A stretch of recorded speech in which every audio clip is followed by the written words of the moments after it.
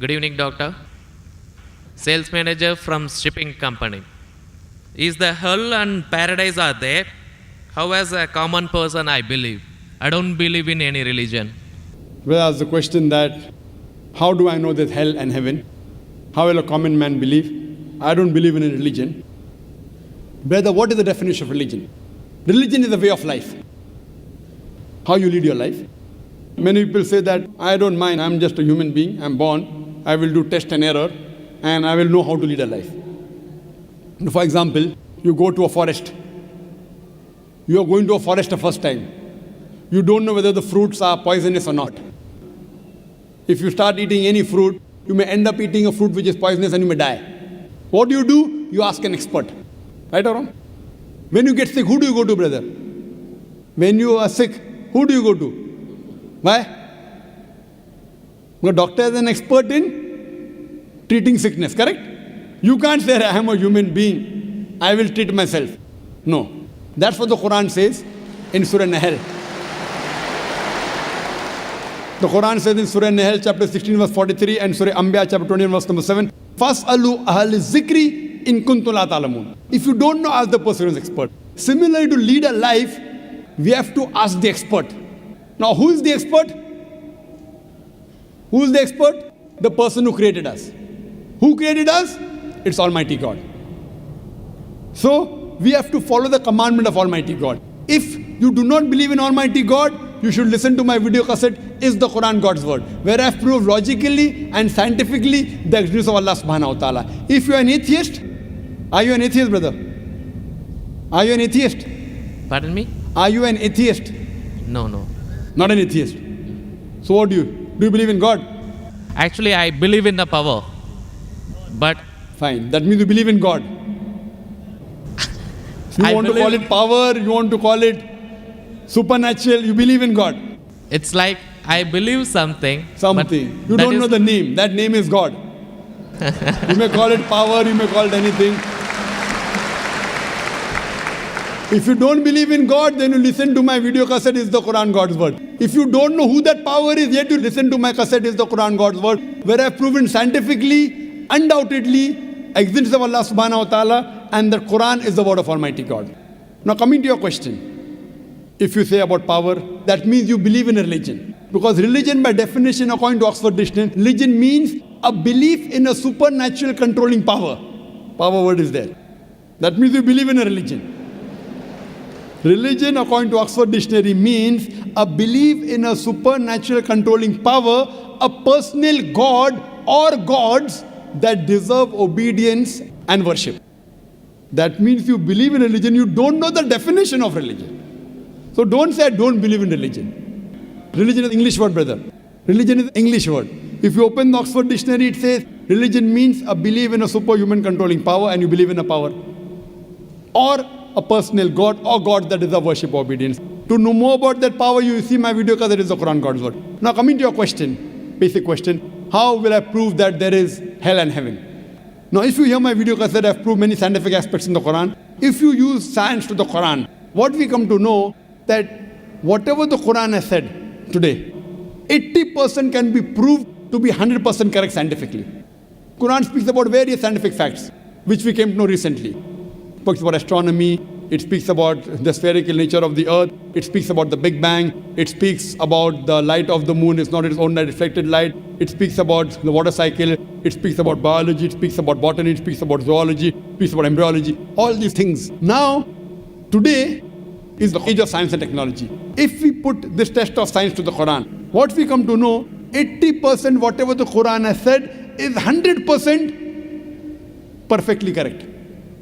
The balance 20% is ambiguous. Neither right, neither wrong. Out of that 20%, not even 0.01% has been proved to be wrong by scientific fact. It is ambiguous. So what my logic says, when 80% is 100% correct, and not even 0.01% of the 20% is proved wrong, so my logic says that inshallah, even that 20% will be correct. It's a logical belief. I being a medical doctor, Quran speaks about astronomy, embryology, genetics, everything perfect. Then you ask me, brother, you being a doctor, you believe in hell? believe in heaven? You believe in jinn? You believe in life after death? So my logic says, inshallah, even the other 20% in the Quran, which science hasn't reached up to that level. Science cannot prove it. Maybe science will prove 50 years later or 10 years later. But today science hasn't reached that level. So in this way, I believe whatever 20% which science hasn't proved to be right or wrong, inshallah even that will be right. This is one way to prove about hell and heaven. There's another way, simple way, without reading Quran. Brother, I am asking a simple question. Is robbing good or bad? Robbing is good or bad? Robbing is bad. Bad. Yeah.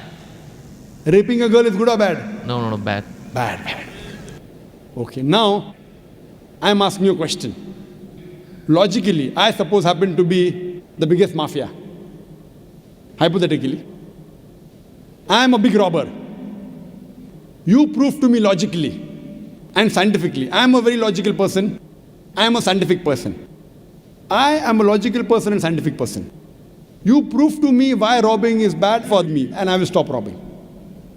Only one reason you give me. One good reason why robbing is bad for me and I will stop robbing. It hurts others. It hurts people. It hurts others. What difference does it make to me? If it hurts, if I rob 1,000 riyal, it is benefiting me. I can see movie. I can go to a 5-star hotel.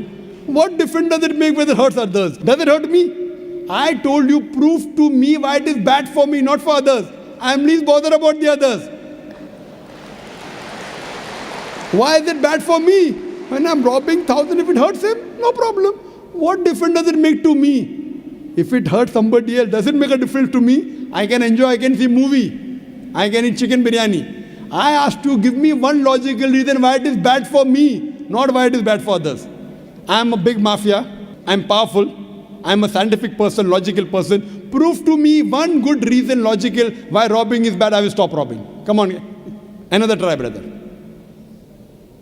Another try. One more try. Why it is bad? No answer. No answer. Try. There are 20, 30 reasons, 100 reasons you can give. Actually, as you said, the religion means the way of life. Not religion. Why robbing is bad? Tell me. Don't go to religion. No. I'm coming to the point. No, not point. First tell me why robbing is bad. We'll come back to your point afterwards. I'll come to your point afterwards. When that is the way of life. Not way of life. Tell me why robbing is bad according to you. Why it is bad for me, I will stop robbing. Up to me, it hurts others. So, but what difference does it make to me when it hurts others? Does it hurt me? Of course, why it is bad for me, not why it is bad for others. Once we come to the society, we have to face them. Okay, once we come to society, you have to face them. I'm facing them. What's what? Why it is bad for me? The society won't respect us. What difference does it make whether respect or not? I can eat chicken biryani. I can go and see a movie. I can go to a 5-star hotel.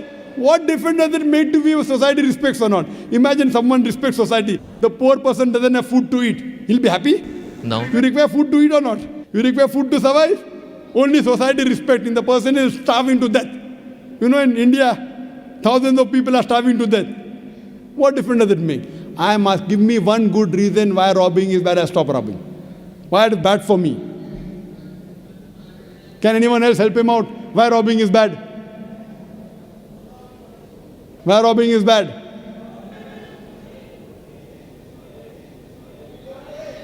There are various answers. I'll help you out. You may say, police will catch you. Good logical reason. Police will come and catch you. Correct, right or wrong? Correct. But you didn't give I'm helping you out. But brother, I told you I'm a powerful mafia. The police is in my pocket. Ministers are in my pocket. Big mafia. See, all the top mafia, the police is in the pocket. They are on my payroll. The police is on my payroll. What will they catch me? Small robber like you should not rob. You will get arrested. I'm a top mafia. The police is on my payroll. Even the ministers are on my payroll. They are in my pocket. So small robber like you should not rob. Big mafia like me can rob. Another reason, I'll help you out. Maybe somebody will come and rob you. Yes. No one can rob me because I've got 100 bodyguards. All of them hiding behind the stage. Bodyguards. Small robber robs, somebody will rob him. No one can rob me because I've got bodyguards. Hundreds of bodyguards with AK-47. So logically, you cannot prove at all why robbing is bad. With all your science and technology, you cannot prove robbing is bad. So shall I take it in that way? It is to make people fear that, if you do wrong things, then when you die. What wrong thing? Where is robbing wrong? First you prove it is wrong, na? Where is robbing wrong? You haven't proved to me robbing is wrong. When you prove robbing is wrong, then you can say don't do wrong things, na? Therefore, what is good, what is right, you require a creator to tell you. You require a doctor to tell you what food is good, what food is bad. This fruit is poisonous, this is healthy for you. Apple is healthy for you, wild berries are poisonous for you. A doctor tells you. There's no better doctor than Allah subhanahu wa ta'ala. Logically speaking, brother, that mafia has got bodyguards. No one can harm him. And believe me, there are many examples. He dies a very comfortable death. But I am asking a simple question now, brother. Don't you think that there should be justice? Brother? Yes. Justice. Someone should punish him or not? Law is there. But the law cannot punish every human being here. Why? There are many mafias in Italy. There are many underworld people in India. And the law can't do anything to them. The law is in their pocket. But yet, you as a common man, don't you think you should be punished? Raping is good or bad? There are many people who rape. They rape the girls. No, nothing. The law cannot catch them. So don't you think he should be punished? Yes or no? Yes. But there are many people you see in this world who are big mafias. They die comfortable, that they are rich, they are millionaires. There should be some justice. The reply is given by a creator. Surah Al-Imran, chapter number 3, verse number 185. Allah says, Kullu nafsin dhaikatul maut. Every soul shall have a taste of death. But the final recompense will be on the day of judgment. This life is just mere chattels of deception. If there is no life after death, this life is of injustice. What we say, that the total justice would be on the day of judgment. Our Creator Almighty God will give justice. I tell the person, fine, you may be a big robber. For example, you are that mafia, now I am a Muslim. No one can harm you. Police is in your pocket. Then I ask you, justice is required? Yes. If someone robs you, no one can rob you, agree. But don't you feel there should be justice? There are many robbers, there are many evils, there are many criminals who go scot-free. Unless there is life after death, you cannot prove robbing is bad. You cannot prove raping is bad. Unless there is life after death, no humanity, no book on humanity, no Mother Teresa, no Mahatma Gandhi can prove robbing is bad without the concept of life after death. Because I am asking you a question. Hitler, history tells us Hitler incinerated 6 million Jews. How many Jews? 6 million. 6 million. Suppose the law catches Hitler. What punishment can you give Hitler so that you can compensate for? He has burnt 6 million Jews alive. Can you give him any punishment? Brother. We have to put him in jail till his life death. Okay, will it be equivalent to burning 6 million Jews? Is burning better or putting in jail better? It's burning is, of course. So maximum you can do is burn him alive. But that will be equal to 1 out of 6 million. What about the remaining 5,999,999 people? What about that? What justice is your Lord going to do? But the Quran says in Surah Nisa, chapter number 4, verse number 56, as to those who reject our signs, we shall cast them in the hellfire, and as often as the skins are roasted, we shall give them fresh skin so that they shall feel the pain. If Hitler killed 6 million Jews, Allah says He can put him into hellfire and give him fresh skin again. 6 million times Allah can burn him. Not here, in the hereafter, in the hell. So only way I can prevent Hitler from killing 6 million Jews is tell him that here you kill 6 million Jews, Allah will burn you 12 million times in the hereafter. You can't give him that thing here. What you realize, without the concept of hell and heaven, you cannot prove robbing is bad. You cannot prove raping is bad.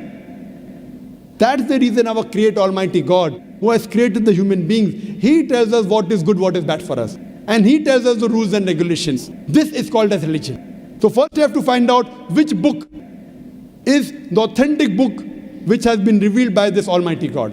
And when you do research, you will come to it, that is the Quran. All the scriptures speak about Almighty God, and all the scriptures they point out to the last and final revelation, the Quran, and last and final messenger, Prophet Muhammad, peace be upon him. Hope that answers the question. Thanks.